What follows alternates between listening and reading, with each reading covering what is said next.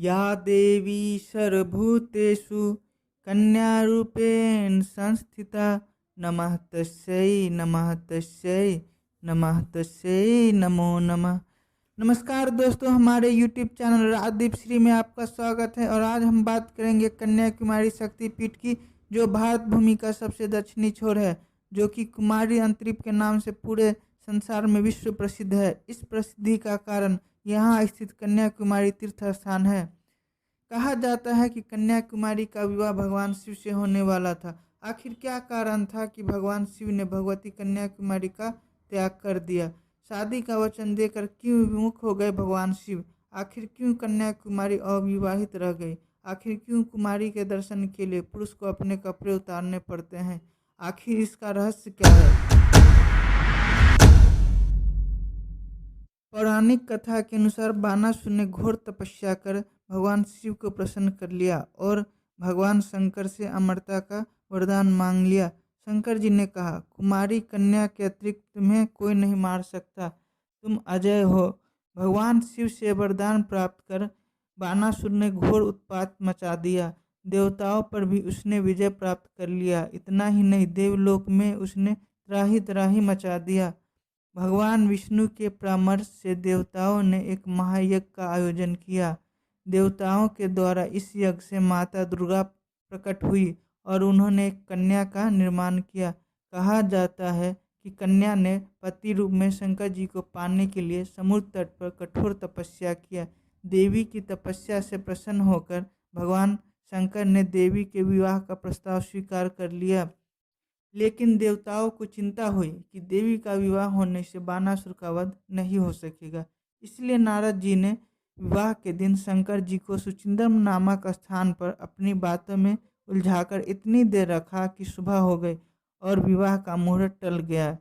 देवताओं की योजना काम कर गई। इस तरह देवी का विवाह शंकर जी से नहीं होने के कारण देवी ने पुनः तपस्या करना आरंभ कर दिया। मान्यता यह है कि अभी तक वे कुमारी रूप में तपस्या कर रही है। इस दौरान बानासुर को कन्याकुमारी की सुंदरता के बारे में पता चला।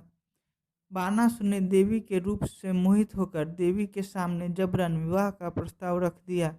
देवी ने बानासुर के विवाह के प्रस्ताव को मना कर दिया। उसके बाद देवी और बानासुर में भयंकर युद्ध हुआ और देवी के हाथों बानासुर का अंत हुआ। मान्यता यह है कि जब शिव और कुमारी का विवाह अधूरा रह गया तो जो भी वहाँ विवाह के लिए तैयारी की गई थी वो सब रेत में बदल गई।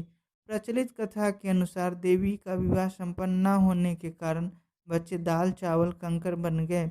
इस कारण इस मंदिर में पुरुष को अपने कमर से ऊपर के वस्त्र उतारने पड़ते हैं। कन्याकुमारी भारत की अंतिम दक्षिण सीमा पर स्थित है। इनके पूर्व में बंगाल की खाड़ी है, पश्चिम में अरब सागर है और दक्षिण में हिंद महासागर है। तीन ओर से समुद्रों का संगम होने के कारण यह स्थान तीर्थ बन गया है। इसकी महिमा का वर्णन महाभारत काल में मिलता है। कहा जाता है कि समुद्र तट पर स्थित कन्याकुमारी में जाकर स्नान करने से मनुष्य के सभी पापों से मुक्ति मिल जाती है। यहाँ बंगाल की खाड़ी में सावित्री, गायत्री और सरस्वती का कन्या विनायक आदि तीर्थ हैं। देवी के मंदिर के दक्षिण में मातृ तीर्थ, पितृ तीर्थ और भीमा तीर्थ है एवं पश्चिम में स्थानु तीर्थ है। अश्विन नवरात्र, चैत्र नवरात्र, आषाढ़ अमावस्या, अश्विन अमावस्या, शिवरात्रि आदि पर्वों पर विशेष उत्सव होते हैं। विशेष उत्सवों पर देवी का श्रृंगार हीरों से किया जाता है। रात में देवी का विशेष श्रृंगार किया जाता है।